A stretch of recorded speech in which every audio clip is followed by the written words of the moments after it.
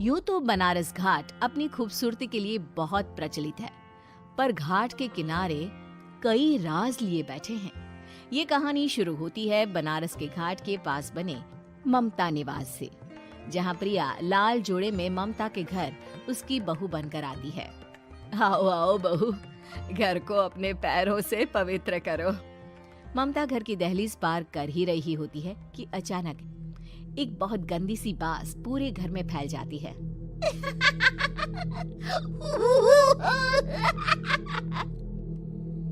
ये बदबू और ये आवाजें, ये कौन हंस रहा है माँ? अब ये पड़ोसी ना हमारे थोड़े अलग से है। कहाँ हम शाकाहारी और ये मांस मच्छी खाने वाले। छोड़, तू ध्यान मत दे और गृह प्रवेश कर। और हाँ बहू, अपनी सास की एक बात हमेशा याद रखना, इन पड़ोसियों से तो कभी बात नहीं करेगी। अच्छे लोग नहीं है ये। अपनी सास की ये बात मानेगी ना बेटा? हाँ माँ, जो आपकी मर्जी, मैं उनसे बात नहीं करूंगी। अगले दिन प्रिया अपनी पहली रसोई बनाने रसोई घर में जाती है। ये छोकी बात तो नाक में जा रही है। एक काम करती हूँ, खिड़की खोल देती हूँ। प्रिया खिड़की खोलने जाती है। इतने जाले, लगता है इस खिड़की को कभी खोला ही नहीं गया। पर ऐसा क्यों? ओह, नॉन वेज की स्मेल आती होगी ना। 2 मिनट के लिए खोल लेती हूँ, फिर बंद कर दूंगी। प्रिया खिड़की खोलती है। खिड़की खोलते ही उसकी नजर सामने वाले घर की खिड़की पर पड़ती है, जहाँ एक लड़की खड़ी होती है। हाथों में मेहंदी, लाल रंग की साड़ी, बिल्कुल सजी धजी, मानो प्रिया की तरह ही वो भी नई नवेली बहू हो। वो प्रिया को देखकर मुस्कुराती है। हे भगवान, माँ ने तो इनसे बात करने को मना किया था। प्रिया फौरन ही खिड़की बंद कर देती है और तवे पर चढ़े रोटी की ओर देखने लगती है, पर वहाँ रोटी न होकर मछली पड़ी होती है। ये क्या? पहली ही रसोई में इतनी बड़ी गलती! हे भगवान, अब मैं क्या करूं? प्रिया बहुत डर जाती है और फौरन रसोई की सफाई करने और फिर सभी के लिए खाना बनाने लग जाती है। जब वो सबको खाना परोसती है, सब तो ठीक है, मैं बेकार में चिंता कर रही थी। हे भगवान, ऐसे ही बस अपनी कृपा बनाए रखना। रात के वक्त जब सब सो रहे होते हैं, तब प्रिया को पायल की आवाज सुनाई देती है, जिससे उसकी आंख खुल जाती है। ये पायल की आवाज कहाँ से आ रही है? प्रिया उठकर उस आवाज के पीछे छत की सीढ़ियों तक जाती है। तभी उसे बच्चे के रोने की आवाज आती है। प्रिया छत पर जाती है तो क्या देखती है? वही लाल साड़ी वाली लड़की अपनी गोद में एक नवजात बच्चे को घुमा घुमा कर सुला रही है। तभी प्रिया की नजर उसके पेट पर पड़ती है। ओह गॉड, ये तो प्रेग्नेंट भी है। सुनिए, बच्चा सो नहीं रहा है क्या? मैं कुछ मदद करूं? नहीं नहीं, आपके घर वालों को अच्छा नहीं लगेगा, मैं संभाल लूंगी। स्नेहा की गोद से बच्चा हाथ मारकर प्रिया की गोद में आने को छटपटाने लगता है। दोनों घर अगल बगल में बने होने के कारण प्रिया उस बच्चे को गोद में ले लेती है। प्रिया के पास आते ही वो सो जाता है। बच्चे का वो स्पर्श रात भर प्रिया भूल नहीं पाती और अगली सुबह वो छत पर कपड़े सुखा रही होती है। तभी उसे एक औरत इशारा करके बुलाती है।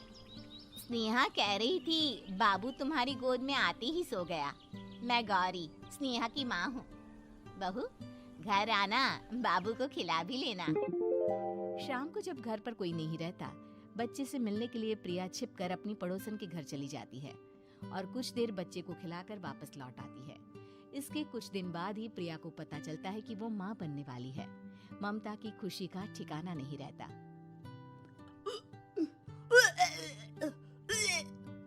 माँ जी, पता नहीं क्यों उल्टी आ रही है। प्रिया भागती हुई वॉशरूम में जाती है तो हरे और लाल रंग की उल्टी करती है। उस उल्टी में से कीड़े निकलते हैं। ये क्या? खून और ये कीड़े! माँ! माँ! प्रिया की आवाज सुनकर ममता दौड़ कर आती है, पर बेसिन में कुछ नहीं होता। प्रिया हक्की बक्की रह जाती है। ये सब क्या हो रहा है? प्रिया घबरा जाती है और अपने कमरे में जाकर सो जाती है। डर के कारण वो इतनी थक जाती है कि उसकी आंख लग जाती है। तब उसे ऐसा लगता है उसके पेट पर मानो कोई बैठा हुआ हो। कौन हो? प्रिया के पेट पर एक 5 महीने की बच्ची बैठी हुई थी, जो बुरी तरह जली हुई थी। माँ, तुम ही मुझे लाई ना अपने पेट में? मैं तुम्हारी माँ नहीं हूँ। कौन हो तुम? माँ, देखो मैं जल गई बुरी तरह से। 6 महीने पेट में रहने को भी मुझे नहीं मिला। सहला दो ना माँ। बचाओ, बचाओ, माँ! ममता दौड़कर कमरे में आती है। प्रिया की बातें सुनकर वो सब समझ जाती है। तू कहीं बगल वाले घर में तो नहीं जाकर आई ना बहू? मुझे माफ कर दो, मैं गई थी माँ। उस घर में सब मरे हुए हैं बहू। कई साल पहले स्नेहा उस घर में बहू बनकर आई थी। कुछ ही दिन में वो एक बच्चे को जन्म देने वाली थी। पूरा घर बच्चे के आने की खुशी में खोया था कि एक दिन अचानक उस घर में आग लग गई। सब बुरी तरह जलकर मर गए। गौरी आज भी दादी बनने का इंतजार कर रही है और इसीलिए स्नेहा ने अपना अजन्मा बच्चा तुम्हारी कोख में डाल दिया। ममता ये कह रही होती है कि पीछे से उसके पैरों को एक बच्चा पकड़ लेता है। दादी, दादी। माँ, स्नेहा की गोद में यही बच्चा था। ये बच्चा कौन है फिर? तेरी मौत है। तेरी भी दादी। जिस चीज का ममता को डर था वही हो गया। ममता निवास के ऊपर